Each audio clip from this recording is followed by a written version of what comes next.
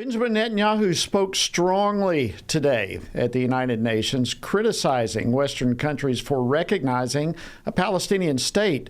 He said those countries are sending the wrong message. They're sending the message that killing Jews leads to rewards. Well, joining me now is Washington Stand reporter Casey Harper, who has been following this story. Casey, bring us up to speed. What can you tell us about Netanyahu's speech earlier this morning? Well, thanks, Jody. Speaking at the UN General Assembly today, Israel's Prime Minister delivered his strongest criticism yet of recent diplomatic moves by key U.S. allies. He accused them of isolating Israel over its nearly two-year war against Hamas terrorists in Gaza. Netanyahu also said those countries are sending the wrong message, that killing Jews can be rewarded. You didn't do something right.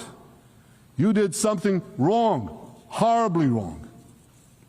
Your disgraceful decision will encourage terrorism against Jews and against innocent people everywhere. Now, as more countries support a Palestinian state, Israel's government is making its position clear. There will be no Palestinian state at all. This all comes against the backdrop of Israel's continued war against Hamas after the terrorist group's October 7th, 2023 attack, which of course killed 1,200 people, Jody. Wow. And on top of all of this, President Trump earlier today says that a Gaza peace agreement could be near. What can you tell us? Is there anything you're hearing about the president's efforts to reach a ceasefire agreement?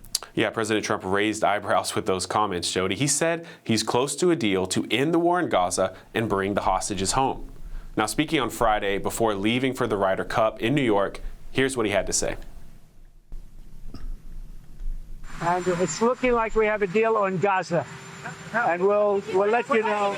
Mr. President, I think it's a deal that will get the hostages back. It's going to be a deal that will end the war. It's going to be a deal it's going to be peace. I think we have a deal. That'll be number 8, Peter, not bad. Well, maybe it would be an 8 indeed. President Trump did not give details or a timeline. He's set to meet Israeli Prime Minister Netanyahu on Monday at the White House to work on the agreement.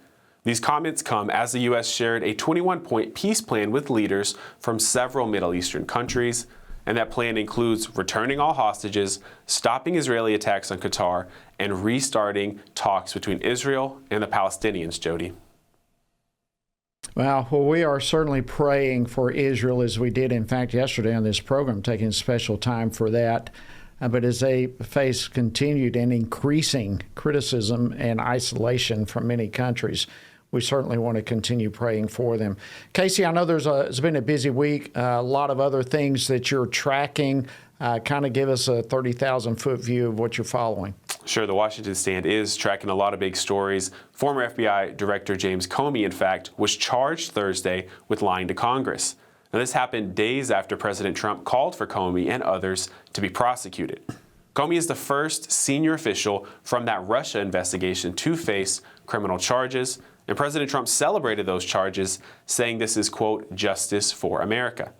After the charges came out, Comey said he's innocent and ready for a trial. Now, in other news that we're following, there's still no progress on efforts to fund the government past September 30th. Senate Majority Leader John Thune called Democrats' health care demands unrealistic, but he said a shutdown can still be avoided. If no deal is reached by the deadline, Jody, the government will shut down, and as Republicans put it, it would be a Schumer shutdown.